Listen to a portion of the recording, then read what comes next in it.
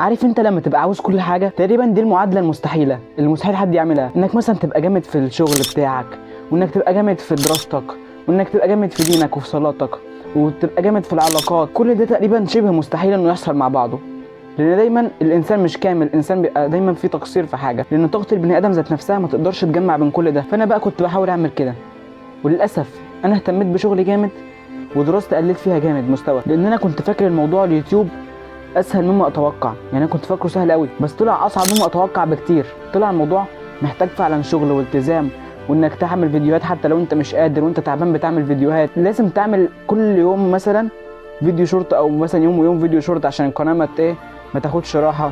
بتحاول تطلع افكار عشان من الفيديوهات مثلا الطويله ما تبقاش فيديوهات فاضيه. بحاول اطلع عشان انا لازم اقول حاجه في الفيديو. انا ممكن اعمل لك اي فيديو هبل وبتاع وكده، بس ده مش عايز اعمله، فاهمني؟ انا عايز اطلع حاجه قيمه في الاخر، عايز فيديو يفيدك قبل ما يفيدني اصلا، عشان اخد عليه حسنات، او على الاقل ما تكتبش عليها سيئات. فدي معادله صعبه قوي انك تجيب افكار بكل الصفات ديت في اليوتيوب. يعني دي معادله صعبه قوي. جنب ده بقى عايز كمان تاخد دراسه وبتاع وتذاكر وكل دوت، وتذاكر بجد عشان الامتحانات بتيجي صعبه وشوامل على طول وكده. فدي كانت اول حاجه غلط انا عملتها. تاني حاجه ان انا اصلا يعني حتى الجيم سبته، فاهمني؟ الجيم اللي انا كنت بحبه قوي قوي سبته بقى لي فتره كبيره، بقى لي فتره يعني ما بقاش فيه وقت، ما بقاش فيه تحس ان في ضغط عليا حتى نفسي، فاهمني؟ فكل حاجه بتقع، كل حاجه بتنهار حواليك وانت واقف كده مش عارف تعمل ايه، والناس كلها بتضغط عليك. غير الشغل والدراسه كمان علاقاتي تقريبا 3/4 ضاعت.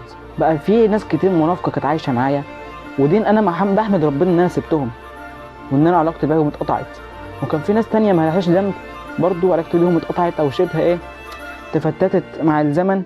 الفتره ديت برضو بقيت شبه اللي هو يعني ما عنديش اللي هم الناس الكتير قوي. بدات اصفي، وانا مبسوط ان انا بدات اصفي فعلا. دول محتاجين يتصفوا، ولازم كل واحد يصفي الناس في حياته، يبقى المهم بس اللي في حياته الناس اللي بتدعمه، الناس اللي بتحبه، الناس اللي اصحابه بتفيده حتى لو بترسم ضحك على وشه.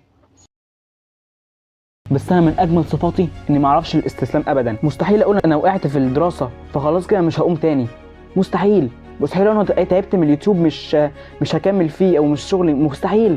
هكمل حتى لو الافكار بتيجي بصعوبه، هكمل، ان ده موضوع انا بحبه جدا. والدراسه مستحيل اقول انا خلاص كده وقعت، انا مثلا جبت درجه واحده في امتحان الشهر انا خلاص كده انا استسلمت، انا مش عايز اقوم تاني، مستحيل. لا، انا هقوم واكمل وهطلع احسن من الاول، انا هبقى في حته تاني خالص. ده لازم يبقى التفكير الصح، ان انت تعرف تعمل المعادله دي. هي محتاجه ايه؟ انك توازن شويه بين الشغل وتوازن شويه بين الدراسه. الاثنين لازم يركبوا جنب بعض، ما يبقاش في حاجه بتعارض الثانيه، يبقى ده ليه وقت وده ليه وقت. والجيم لازم ترجع جيم، لازم ارجع جيم، لازم تبقى في صحه. تبقى في الصحه دي بتبقى اهم حاجه في الانسان اصلا.